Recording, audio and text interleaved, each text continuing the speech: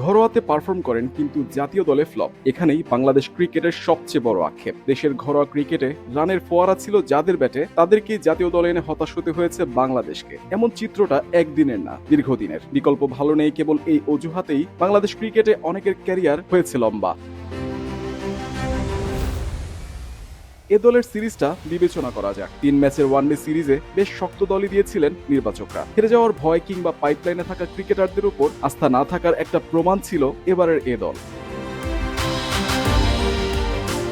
কিন্তু অভিজ্ঞ সেই ব্যাটারদের অবস্থা বেশ নাজুক। বিপিএল এ দুর্দান্ত ছন্দে থাকা নাইম শেখ লাল সবুজের জার্সিটা গায়ে চাপাতেই যেন ব্যাটিং ভুলে গেলেন। সিলেটে 3 ওয়ানডে মিলিয়ে করেছেন মোটে 62 রান। শেষ ওয়ানডেতে আউট হয়েছেন 4 রান করে। 3 ম্যাচ দিয়েই বিবেচনা করা উচিত না, এমন প্রসঙ্গ আসতে পারে। সেক্ষেত্রে নাইমের ক্যারিয়ারের আদ্যপান্ত একবার দেখে নেওয়া যাক। লিস্টে ক্রিকেটে নাইমের গড় যেখানে 45, জাতীয় দলে সেটা প্রায় 14। অবশ্য জাতীয় দলে নাইমের অধ্যায় বেশ ছোট।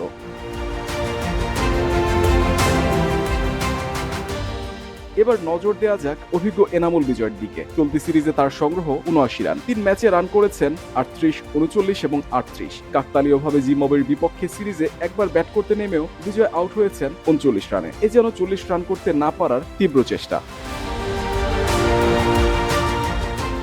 অথচ এই বিজয়ী লিস্টে এতে একের পর এক বড় ইনিংস খেলতে সিদ্ধহস্ত। সেখানে তার গড় প্রায় 41, সেটাই আন্তর্জাতিক ক্রিকেটে নেমে এসেছে 30-এর নিচে। এ দলের খেলা অবশ্য লিস্ট এ ক্রিকেট নামেই পরিচিত, কিন্তু ঘরোয়া ক্রিকেটে দেশি বোলারদের বিপক্ষে যারা সাহসী ব্যাটিং করেন তারাই বিদেশি বোলারদের বিপক্ষে নড়বড়ে। নিউজিল্যান্ডের বিপক্ষে সিরিজ জিতলেও সেটাই স্পষ্ট আবারও।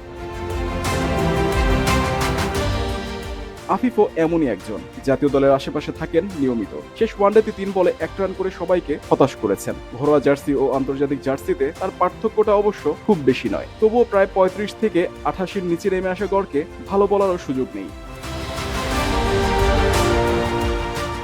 দেশের ক্রিকেটের আরেক আক্ষেপ মোসাদ্দেক হোসেন সৈকত। আবাহনী দলের এক পরিচিত সৈনিক। বাংলাদেশের একমাত্র বহুজাতিক সিরিজের ট্রফিটাও এসেছিল তার সৌজন্যে। তবে ক্যারিয়ারের শুরু থেকে মোসাদ্দেক লাল সবুজের জার্সিতে অনিয়মিত। নিউজিল্যান্ড এ দলের বিপক্ষেও ধরে রেখেছেন সেই ধারা। 2 ম্যাচে করেছেন 17 রান। লিস্ট এ ক্রিকেটে যার গড় 42-এর কাছে। জাতীয় দলের হয়ে তার গড়টা ছিল 26-এর নিচে।